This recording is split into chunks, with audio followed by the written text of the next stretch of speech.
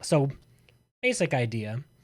I want to do RuneScape videos where I kill each boss on my own and like go through the process of learning how to kill each boss because I'm trying to do Golden Reaper, but I have only killed 10 of the 30 to 40 bosses in the game, something like that. So what I want to do is go through every single boss in the game, including the past ones, and do sort of a first kill, go through how I would learn, what setup I'm using, and all that sort of stuff to figure out how to kill them myself, and also hopefully make a guide for other people. So, without further ado, we're going to get right into it. So, the first boss that I'm going to be doing is actually Corporeal Beast, or Corp, as a lot of people call it. I thought this would be a really good idea for content because I've killed it before and I know it's not super difficult. There's not a lot of mechanics or anything like that. It's not that hard. And I figured this would be a really good test of this new format since I already have everything unlocked that I need to try and kill it. All right, so first off, we're going to start with what I already know about this boss. I have not killed Corp Beast before. Not a single time other than Summer's End, which is kind of different. You don't kill it normally in Summer's End. So I've fought it once, killed it once, but I've never fought it the real way, and I've never killed it the real way. So the things that I know is obviously you need Summer's End to beat it, and it's the final boss in Summer's End. And there's also the whole spear thing. You need to use a spear to kill it. Otherwise, you do 50% damage, which is a total absolute waste. So those are the two biggest things that I know about it. So generally, if I'm looking to learn anything about a boss, the first thing that I'm going to do is go to the webpage. So go to the wiki and read up about the boss on the wiki.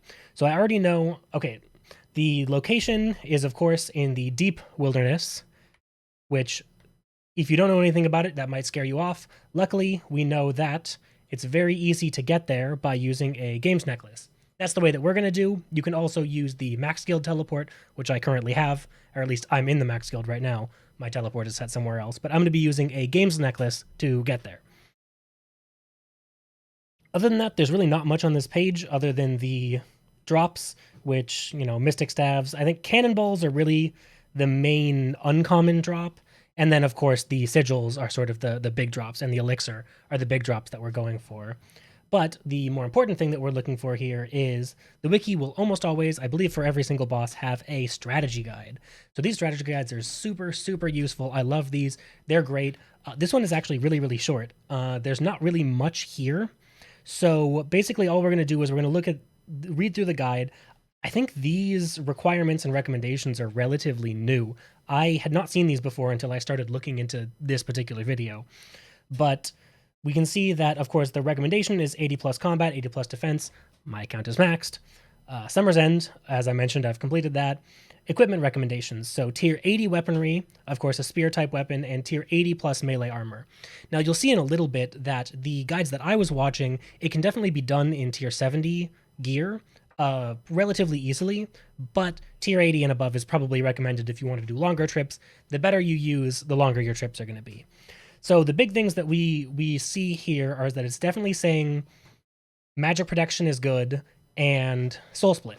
So from what I can tell, magic protection is almost certainly the best. Just camping protect from magic is the best because most of the high damage hits are magic damage. Now, of course, outside of this wiki page, there's not a ton here. Generally, what I would do is go to YouTube. So I watched this YouTube video. This is Protoxx's guide on Corp Beast. It's a super good guide. He goes over all the drops, all that sort of stuff. Goes over the gear, goes over the inventory, which is very similar to the gear and inventory that we're using. Slightly modified. I need to make a few adjustments because there are certain things I just don't have, like kiln capes. And yeah, this is pretty much it. So basically, I would go into here, go into Corp Beast, go into the strategy guide, and then take a look at a video. Now, Corp Beast is a pretty simple boss. There's really not that much. There aren't mechanics that you need to worry about outside of the dark cores. We'll talk about that a little bit while we're getting kills, but there's not really a ton here. So we can go straight to what I'm using in RuneScape to kill this boss this time. So I set up this nice thing so we can zoom in on all of my equipment and my action bar. So first of all, I'm using a super basic action bar. There's nothing fancy here, nothing super weird. I think the only fancy ability I have here on my action bar is I have Devotion. I don't know whether or not I'm even going to use it, but it's there in case I want to use it. Then for my equipment, we're using some relatively basic stuff, at least basic, roughly tier 90 stuff. I have regular masterwork. It's cheap. It's not that hard to get. I've also perked my masterwork. You can see I have Relentless 5, Crackling 4, and I have Impatient Venom Blood and Enhanced Devoted. The Venom Blood is not necessary for Corp. I have it there because I'm also planning on using this armor at other bosses where you need Venom Blood. Then, of course, I'm using a Spear of Annihilation. It's really, really important you use a spear here. You have to use a spear. 100% necessary. If you don't use a spear, you're going to take way, way longer, and it's going to waste all of your time and all your resources. I decided to get a Spear of Annihilation. I actually didn't have a good enough spear previously. Before this, my best spear was a Masuda's, and so I would definitely suggest upgrading to at least a Mizuyari, if not Spear of Annihilation or the Masterwork Spear of Annihilation, particularly since we're running Cinderbanes as well. So as you can see in my inventory, I have forgotten to grab Weapon Poison. We'll grab that before we're done. But you definitely want to bring Poison because as the strategy guide mentions, it's a poisonable boss. And you can even see it has the little icon for the Cinderbanes. So that's most of what we're bringing. I'm bringing Max Cape. Just bring the best cape you can. For ring, I'm bringing an Asylum Surgeon's ring. You can bring a Luck of the Dwarves. You can bring pretty much anything. It's not super important. Hopefully you shouldn't need a Ring of Death here. And then, of course, in my inventory, we have any overload. I'm using specifically Holy Overloads. It's cut off a little bit. But I'm using Holy Overloads. I'm using Super Prayer Renewals along with some Super Restore Flasks. Any prayer or restore potions are going to be fine. And then also bring your Enhanced Excalibur if you have it, just for extra healing. Then, as I mentioned, we're going for a games necklace to get there. So once I open up here and grab some Weapon Poison, we should be good to go. All right, so I'm looking forward to this. So we're going to rub our games necklace. Head to Corporeal Beast. It's always a little spooky going into anywhere in the wilderness. Even though this isn't in the wilderness, the entrance is in the wilderness, so it's that little bit of spook that you get when you're going here.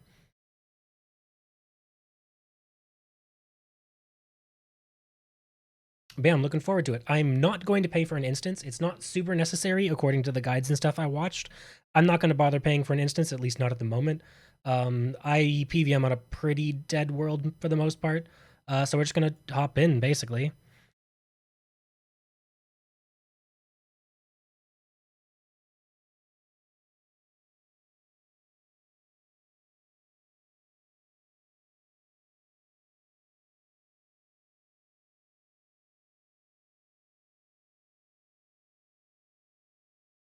Ooh, got a core on my very beginning.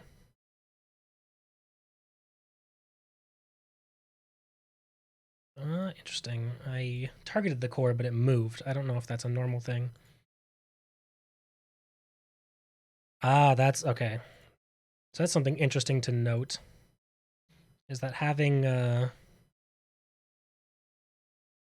we didn't activate our Scrimshaw either. So having auto retaliate on means if you don't immediately kill the core, you might aggro to the aggro back to Corp. Ooh, it's doing a lot of damage. I must be doing something wrong here.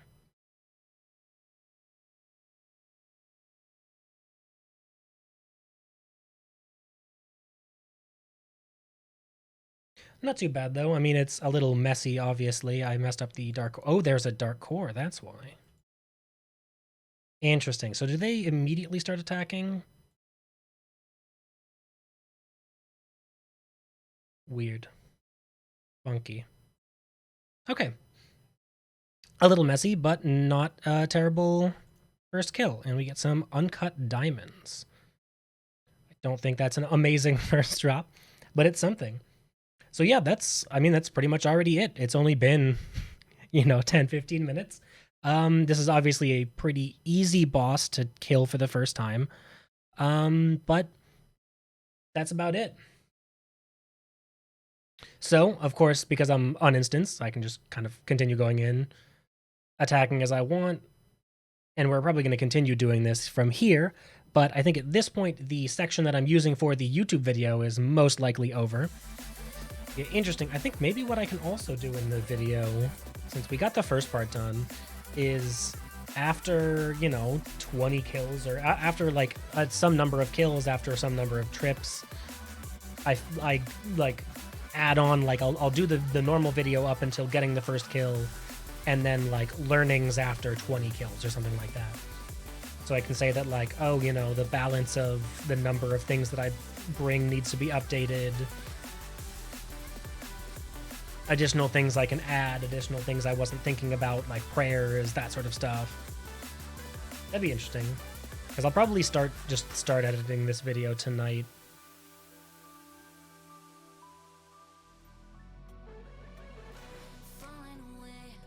Yeah, actually, even with Augmented Excalibur, I may not even need as much healing. It's so weird.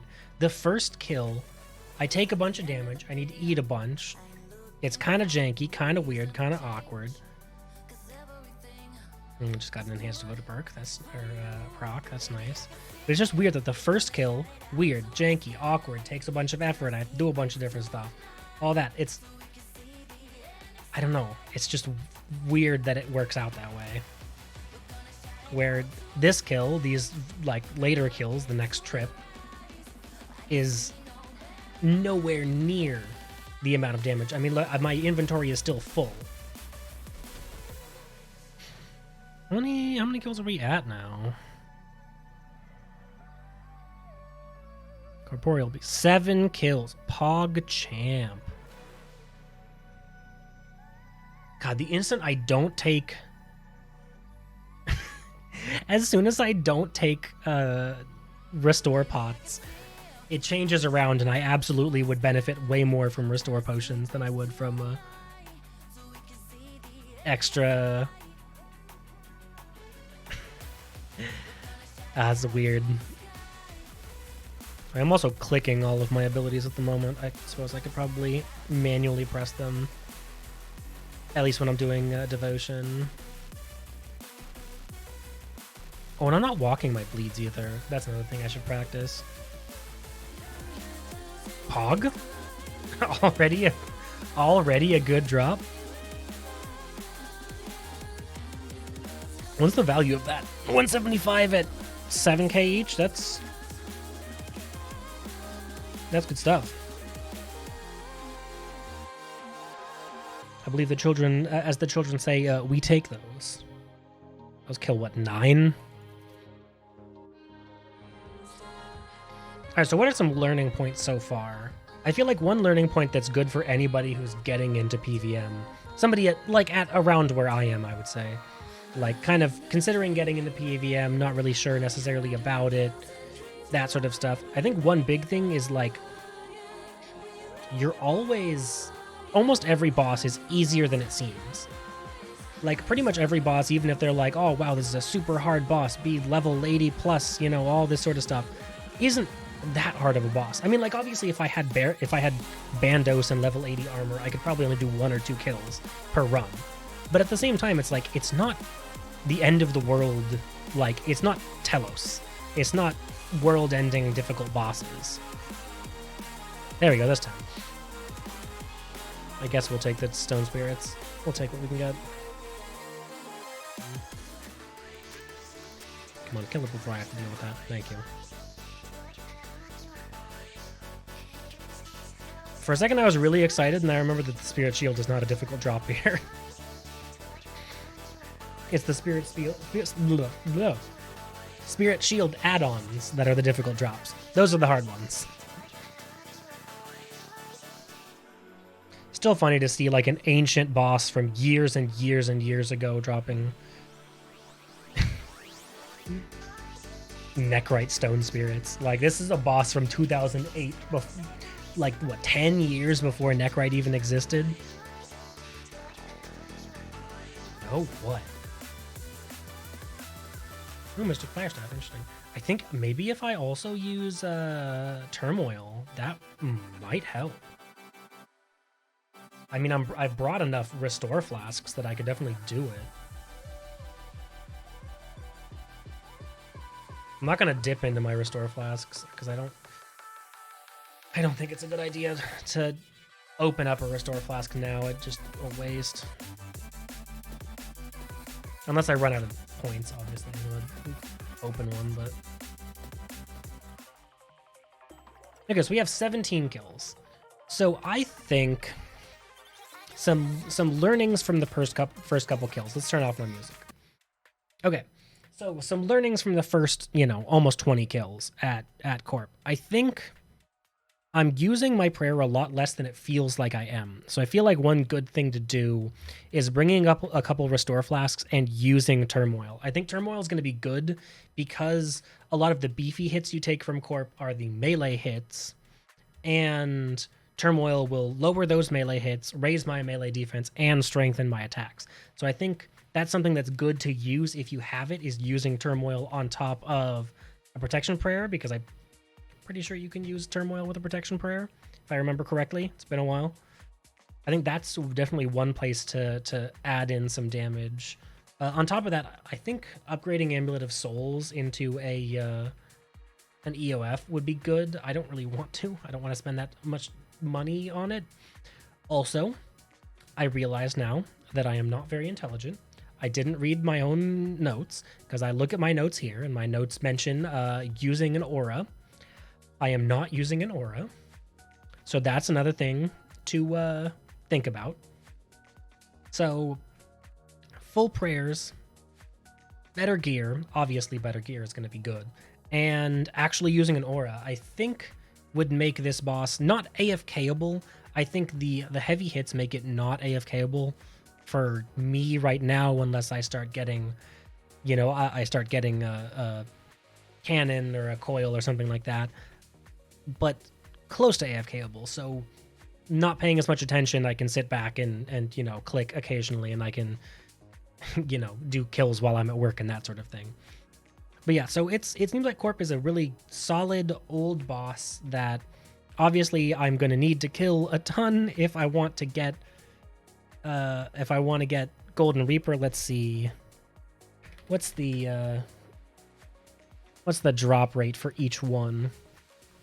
So 1 in 2,500 is the drop rate for each sigil. That is